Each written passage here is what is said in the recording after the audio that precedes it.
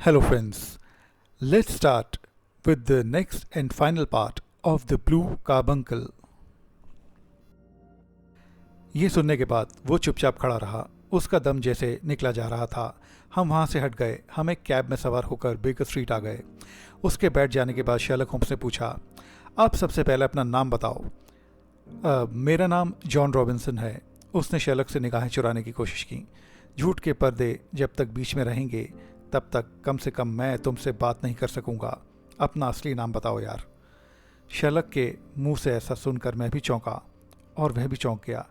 मेरा असली नाम जेम्स राइडर है। उसका चेहरा मुरझा गया था। गुड, मैं जानता हूँ तुम होटल कॉस्मोपॉलिटन के मुख्य अटेंडेंट हो। हाँ, उसकी आंखें पीली पड़ चुकी थीं। अब मुझे वो सब बातें ये सोचकर बताते चले जाओ कि मैं वो सब जानता हूँ जिसे तुम छुपाने की कोशिश कर सकते हो। मैं समझ गया हूँ, उसने कहा। तो सबसे पहले बताओ कि क्या तुम्हें एक विशेष गूस की तलाश है, उसी गूस की जिसकी पूंछ पर एक काली सी रेखा बनी है? हाँ, पता नहीं वो कहाँ गई। क्या तुम जानते हो? वो यहाँ आ गई मेरे पास। यहाँ? हाँ, वो अद्भुत गूस थी। भले ही वो मरी हुई थी, पर यहाँ आकर उसने नीले रंग का एक चमचमाता हुआ अंडा दिया। अंडा? वो अजीब नज़रों से शर्लक को देखने लगा। हाँ, लो तुम भी उसे देखो। शर्लक ने ब्लू कार्बंकल उसकी आंखों के आगे कर दिया। वो भौचक्का रह गया। तो मिस्टर राइडर, तुम इसे पहचान गए होंगे कि यह हीरा मोरकर की महारानी का है, जिसे पिछले दिनों चुरा लिया गया था। इसकी चोरी के इल्ज़ाम में निश्चित रूप से तुम जानते हो कि एक निर्दोष प्लम्बर जेल में बंद है। तुम समझ गए होगे कि अब तुम्हारा खेल खत्म हो चुका है। सारी सच्चाई सामने आ चुकी है। बस कुछ चीज़ों से पर्दा उठाना बाकी है, जिसे तुम उठाओगे। मुझे ब्लू कार्बंकल की प्रशंसा करने की नीयत से उसके बारे में बताने वाली कैथरीन थी, कैथरीन कुसॉक। वो महारानी की मेट थी। ओह, हीरे के बारे में पता चलने पर तुमने उसे चोरी करने या करके रातों रात अमीर बन जाने की योजना बना ली होगी। ये सचमुच आसान था। अमीर बनने के लिए, पुलिस को बरगलाने के लिए तुमने योजना के मुताबिक प्लम्बर जॉन हॉर्नर को बाथरूम की फिटिंग्स ठीक करने के लिए वहाँ भेजा, ताकि चोरी करने के बाद तुम उस पर आरोप लगा सको। दुर्भाग्य से वो इस केस में भी फंस गया। ये सुनते ही वो शर्लक के पांव पर गिर पड़ा। वो रोने लगा। मुझ पर रहम करो प्लीज़। मेरे बूढ़े माता पिता के बारे में सोचो। अगर मुझे जेल हो गई तो वह रो रो कर मर जाएंगे। मैं सौगंध लेता हूँ कि आगे से कभी ऐसा काम नहीं करूँगा।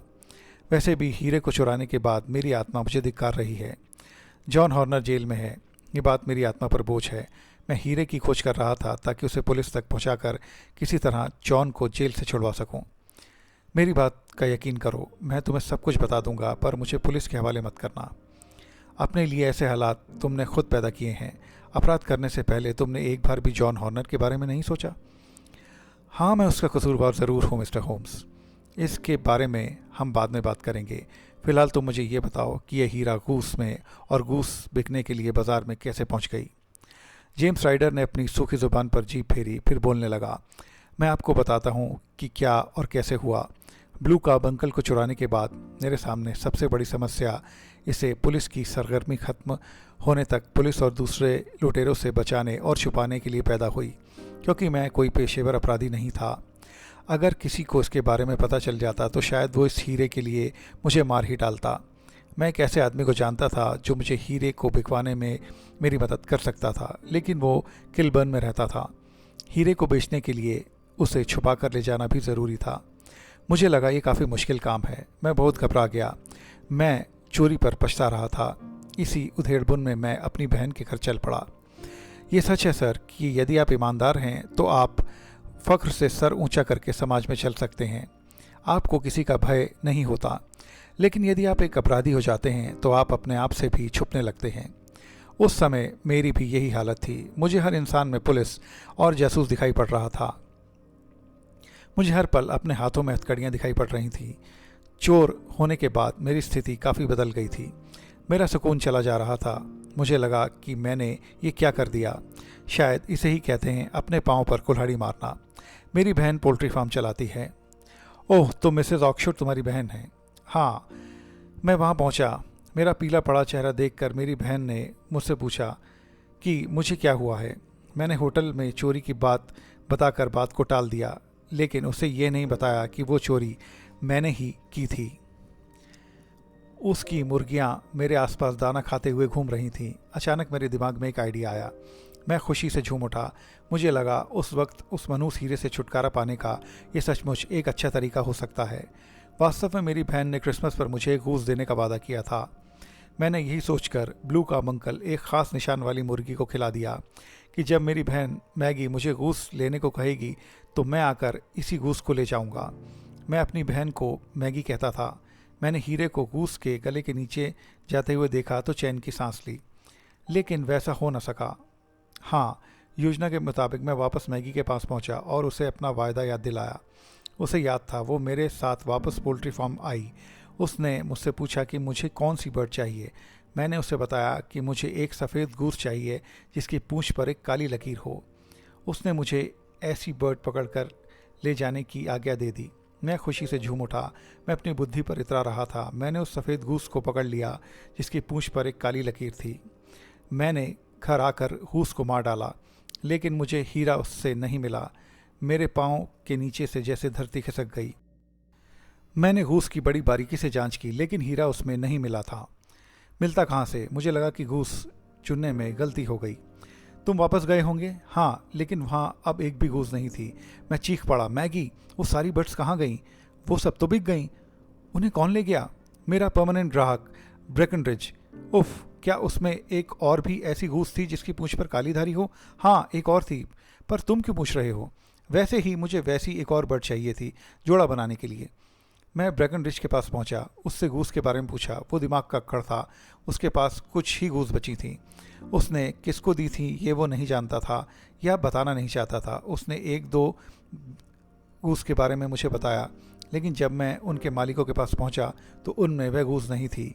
वो मुझे सभी गूस मालिकों के बारे में नहीं बता रहा था, इसलिए मुझे उस पर गुस्सा आ गया था और मैंने उस वक्त उसका गला पकड़ लिया था। संयोग से आप भी उस वक्त वहीं थे। अब तुम यहाँ से चले जाओ। क्या?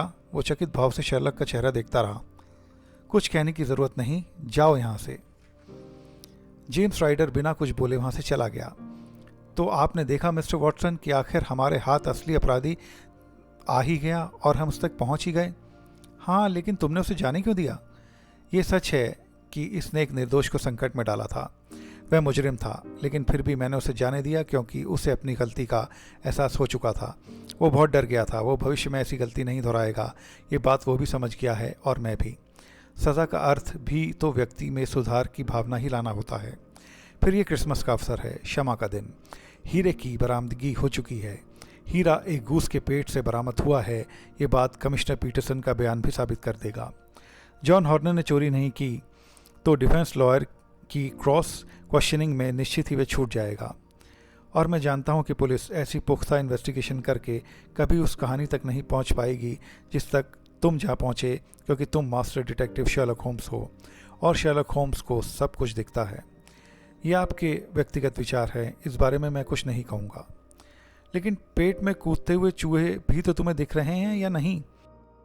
ओह, मैं अभी खाना लगवाता हूँ, मुस्कुराते हुए शर्लक होम्स ने कहा और फिर दोनों डाइनिंग टेबल के आसपास पड़ी कुर्सियों पर आ जमे।